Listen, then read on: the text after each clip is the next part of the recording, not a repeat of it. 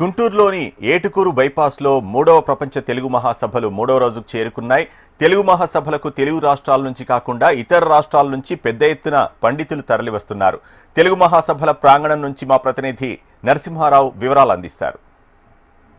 గుంటూరులోనే ఏటుకూరి బైపాస్లో 3వ ప్రపంచ తెలుగు మహాసభలు అంగరంగ వైభవంగా జరుగుతున్నాయి. ఈరోజు 3వ రోజుకు చేరుకున్నాయి. ఈరోజు 3వ రోజు చివరి రోజు ఏపీ సీఎం చంద్రబాబు నాయుడు కానీ, అంతేకాకుండా గోవా గవర్నర్ అశోక్ గజపతిరాజు, అంతేకాకుండా కూడా మధ్యాహ్నం నుంచి మాజీ ఉపరాష్ట్రపతి వెంకయ్యనాయుడు, అతిరథ మహారథులు కూడా ఈరోజు ఈ 3వ రోజు ప్రపంచ తెలుగు మహాసభలకి చివరి రోజుకి రానున్నారు.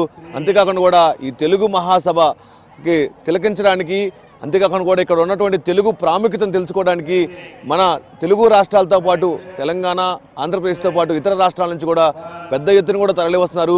దాంతోపాటు ఎవరైతే ఉన్నారో విద్యార్థులు తెలుగు గొప్పతనం గురించి, కల్చరల్ యాక్టివిటీ గురించి ఇవన్నిటి కూడా ఇక్కడ అంగరంగ వైభవంగా జరుగుతున్నాయి. అయితే కొంతమంది మనతో ప్రతినిధులు ఉన్నారు, వారి మాటలు మనం. సార్ చెప్పండి, ఏంటి ఈ తెలుగు మహాసభలు ఎలా జరుగుతున్నాయి, ఎలా ఉంది ఇక్కడ? చాలా బాగున్నాయి. వివిధ జిల్లాలు, రాష్ట్రాలు వచ్చిన కాడికి మంచిగానే వచ్చిండ్రు, పలసగానైనా కానీ పర్వాలేదు. నేను కరీంనగర్ నుండి, నా పేరు వివి వడ్నాల వెంకట శ్రీనివాసరావు, కరీంనగర్ జిల్లా, మాది తెలంగాణ రాష్ట్రం. నేను చూద్దామని వచ్చిన ఎట్లా ఉంటుందో ఏం కథదో, మళ్ళీ మా కరీంనగర్లో కూడా పెడదామని మాకు మంచిగా ఆలోచన వచ్చింది. మాది తెలంగాణ రచయితల వేదిక ఉన్నది, అందరూ రచయితలు వచ్చినాము. కవి సమ్మేళనం కూడా పార్టిసిపేట్ అయినాము. 2 రోజుల నుంచి అన్ని పాటలు మాటలు అన్నీ విన్నాము. వివిధ జిల్లాలు, రాష్ట్రాల యొక్క వాళ్ళ స్వరాన్ని కూడా విన్నాము. వాళ్ళ నుంచి కొంత నేర్చుకున్నాము, ఎట్లా మాట్లాడు చేసుడు, కథ కార్ఖాన, రకరకాల మనుషులను కలుసుకున్నాము. వాళ్ళ నంబర్లు కూడా తీసుకున్నాము. కొత్త పరిచయాలు ఏర్పడ్డాయి. ఇక్కడికి వచ్చినందుకు కొద్దిగా సంతోషమే ఏర్పడ్డది. ఎంతో కొంత వచ్చినందుకు కొంత లాభం అయిపోయింది మాకు. రానువను 2000 ఖర్చు అయినా కానీ అంతమందం చూడడం చేయడం ఎప్పుడో ఒకసారి జరుగుతాయి. ప్రపంచ రచయితల వేదిక ఎప్పటికీ జరగాయి కదా, వచ్చినప్పుడే ఒకసారి కలిసిపోదామని వచ్చినాము. చాలా మంచిగా ముచ్చటగా ఉన్నది. తెలుగు గురించి ఎలా ఉంది రాబోయే తరానికి? తెలుగు అనేది రాబోయే తరము. ఇప్పుడు చాలామంది ఇంగ్లీష్ మీడియాలు అయిపోయినాయి, తెలుగు మీడియాలు అంతా ఖతమైపోతున్నాయి. అందుకోసము తెలుగు మీడియాలు పెడితేనే బాగుంటుంది. ఇళ్ళల్లో కూడా తెలుగు మాట్లాడితే మంచిగా ఉంటుంది, తెలుగు తేటగా మంచిగా ఉంటుంది. కాబట్టి తెలుగు మాట్లాడే తల్లిదండ్రులు కూడా, పేరెంట్స్ తెలుగును మాట్లాడించడం, స్కూళ్ళు కాలేజీలో కూడా తెలుగును మాట్లాడియాలి. వివిధ కోర్టులు ఆఫీసులలో కూడా తెలుగు సమాచారాన్ని అఫీషియల్గా వాడితేనే బాగుంటుంది. ఇంగ్లీషు, హిందీ కొద్దిగా కఠినమైన భాష కాబట్టి అందరికీ రాదు. అది నేర్చుకుంటేనే, ఇది మాతృభాష కాబట్టి మనం పుట్టుకతోనే తెలుగు వస్తుంది. కాబట్టి తెలుగు మంచిది, స్వచ్ఛమైన భాష, తెలుగు తీయనైన భాష. తింటే గారెలే తినాలి, వింటే భారతం వినాలి, మాట్లాడితే తెలుగే మాట్లాడాలి. చెప్పండి, ఏంటి ఈ తెలుగు మహాసభలు ఎలా జరుగుతున్నాయి, ఎక్కడి నుంచి వచ్చారు మీరు? సార్, నా పేరు గోపిశెట్టి వెంకటేశ్వరరావు. నేను ఖమ్మం జిల్లా పెనుబల్లి నుంచి వచ్చాను.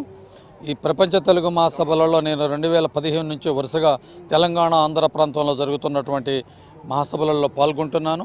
అదే కాకుండా వివిధ కవి సమ్మేళనాలు, జాషువా, సి నారాయణ రెడ్డి, తర్వాత మన దగ్గర వరంగల్లో ఉన్న కాళోజీ గారు అనేక కవి సమ్మేళనంలో పాల్గొని తెలుగు భాష పైన ఉన్నటువంటి ప్రత్యేకమైన మమకారం, ఇందులో ఉన్నటువంటి జానపదాలు, ముఖ్యంగా నేను 2 అంశాలు మీ దృష్టికి తీసుకొస్తాను. పల్లె గ్రామాలలో తెలుగు భాష బతుకుతుంది, కానీ పట్టణాలు, నగరాలలోకి వచ్చేవరకు ఇంగ్లీష్ భాష పైన మోజు పెరిగి అది జీవనోపాధి కలిగిస్తుంది. అందులో కూడా తప్పులేదు. అంతర్జాతీయ లాంగ్వేజ్ అయినటువంటి ఇంగ్లీష్ నేర్చుకోవటం వలన తెలుగు ప్రజలు తెలివికల్లోళ్ళు, తెలివి తక్కువళ్ళు కాదు, తెలుగుగా కలిగిన వాళ్ళు కాబట్టే ప్రపంచ దేశాలలో విస్తృతంగా విస్తరించిపోయారు, జీవనోపాధి కల్పించుకుంటున్నారు. అదేవిధంగా ఆదిలాబాద్ అడవుల నుంచి విశాఖపట్నం అడవుల వరకు, కడప అడవుల నుంచి ఇటు శ్రీకాకుళం వరకు కూడా ఈ ప్రాంతాలలో ఉన్నటువంటి ఆదివాసులు కానీ, ఎస్సీలు, ఎస్టీలు కానీ వాస్తవానికి పల్లె గ్రామాల్లో తెలుగు భాషని 100% పలికేది, బతికించేది వాళ్ళే. చదువుకున్న పిల్లలు, ప్రజల నుంచి ఎన్నికైన ప్రజాప్రతినిధుల పిల్లలు మొత్తం ఇంగ్లీష్ మీడియంలలో, స్కూళ్ళల్లో చదువుకుంటూ కొంత తెలుగుకు ద్రోహం చేస్తుంది చదువుకున్న వాళ్ళు, తెలిసిన వాళ్ళు ఉన్నవాళ్ళే. కాబట్టి ఏదైతే ఉందో 1 నుంచి 10వ తరగతి వరకు కానీ, 1 నుంచి 7వ తరగతి వరకు కానీ పూర్తిగా అన్ని భాషలు ఆఫ్ చేసి తెలుగు భాషనే ప్రవేశపెడితే పాఠశాలల్లో, అప్పుడు తెలుగు అనేది తెలిసిద్ది, తెలుగు మాధుర్యం తెలిసిద్ది, తెలుగు కన్నా భూమి తెలిసిద్ది, ఆవు, గేదె, మేక, పశువు, పక్షుల యొక్క భావాలు మనకు అర్థమవుతాయి. ఇంగ్లీష్ మీడియంలో చదివిన తర్వాత యూజ్లెస్ ఫెలో అనే పదమే తెలిసింది. ఇంగ్లీష్లో అర్థమో దానికి నువ్వు లెక్కలేని వాడని తెలిసింది. కానీ తల్లిదండ్రి తిట్టే తిట్లు కానీ తెలుగులో విమర్శలు కానీ ఎంత గొప్పగో ఘనంగో విలువ కలిగినయో ఉంటాయి. కాబట్టి పూర్తిగా 2 తెలుగు రాష్ట్రాలలో కూడా 1 నుంచి 7వ తరగతి వరకు ఒక ఉపాధ్యాయుడిగా నేను చెప్తాను, నేను పడిన బాధలు చెప్తున్నా, తెలుగునే ప్రవేశపెట్టాలి. ఇంగ్లీష్ మీడియం ప్రైవేట్ గవర్నమెంట్లలో బంద్ చేయాలి. ఎవరైతే ఎంఆర్ఓ టీచర్ పిల్లలు లెక్చరర్ పిల్లలు పోయేమో ఇంగ్లీష్ మీడియం స్కూల్ చదువుతారు, వాళ్ళు కాలనీలలో ఉన్నటువంటి వాళ్ళు వచ్చేమో ప్రభుత్వ పాఠశాల చదువుతారు. ఏంది ఇక్కడ ఉపాధ్యాయుడికి ఏంటి? ఎంఆర్ఓ ఎండిఓ పోలీసు ప్రభుత్వ ఉద్యోగులు ఏం చేస్తున్నారు? అదేవిధంగా సర్పంచ్ నుంచి ఎంపీలు ఎమ్మెల్యే మంత్రుల వరకు ఏమిటి, వాళ్ళందరూ ఇంగ్లీష్ మీడియంలో చదువుతారు. కాబట్టి తప్పు. భాషను బతికించాలంటే పేద వర్గాల నుంచే బతుకుతుంది, ఉన్నత వర్గాల నుంచి బతకటం లేదు. కాబట్టి దీన్ని పల్లెలకు తీసుకెళ్లాలా. పూర్తిగా 1 నుంచి 7వ తరగతి వరకు ఇది నా అనుభవం, నేను తిరిగిన ఈ రాష్ట్రాల పరిధిలో గురించి చెప్తున్నా. కాబట్టి రానున్న రోజులలో పరిపాలనా వ్యవహారాలైనటువంటి రూల్స్ అండ్ రెగ్యులేషన్స్ కూడా ఉత్తర్వులు కూడా తెలుగులోనే ఇంప్లిమెంట్ చేయాలి. కాలేజీ పిల్లలకు కూడా మస్ట్ బి ఇంగ్లీష్ తీసేసి ఇంజనీరింగ్ మెడికల్లో కూడా తెలుగు ఆప్షనల్ సబ్జెక్టు పెట్టాలి. జర్నలిజం చేసే లాలో కూడా తెలుగు ఆప్షనల్ సబ్జెక్టు పెడితే ఉన్నత వరకు కూడా దాని గురించి ఎంఫిల్ పిహెచ్డి చేసినటువంటి వాళ్ళు కూడా ప్రొఫెసర్స్ వస్తారు. విలేజ్లలో తెలుగు మహాసభలు పెట్టి తెలుగును విస్తృతమైన ప్రచారం చేయాలని ఈ అవకాశం కల్పించిన HMTV వారికి గౌరవనీయంగా నమస్కారాలు. సార్ చెప్పండి, ఏంటి తెలుగు సభలు ఎలా ఉన్నాయి? ఈ తెలుగు గురించి రాబోయే తరానికి ఏం మెసేజ్ ఇవ్వగలుగుతుందని? నా పేరు కట్టికొల్ల చిన్ననరసయ్య. నేను ఖమ్మం నుండి వచ్చాను. గజల్ శ్రీనివాస్ గారు ప్రపంచ తెలుగు మహాసభలను నిర్వహించడం ముఖ్యంగా అది తెలుగు ప్రజలకు, తెలుగు లోకానికి, తెలుగు ప్రపంచానికి అభినందనీయం. ఈ క్రమంలో తెలుగు కనుమరుగైతుందనేటువంటి ఒక ఆరోపణ అది కరెక్ట్ కాదు. తెలుగు ఎప్పటికీ కనుమరుగు కాదు. తెలుగుని బ్రతికించటం అది ఒక తల్లిదండ్రుల మీదనే ఉంటుంది. ముఖ్యంగా తల్లిదండ్రులు ఈ విషయంలో పిల్లలను ఇంగ్లీషు మోజుతోటి ఇంగ్లీష్ మీడియంలో చేర్పించి తమ యొక్క ఉనికిని కోల్పోతున్నారు.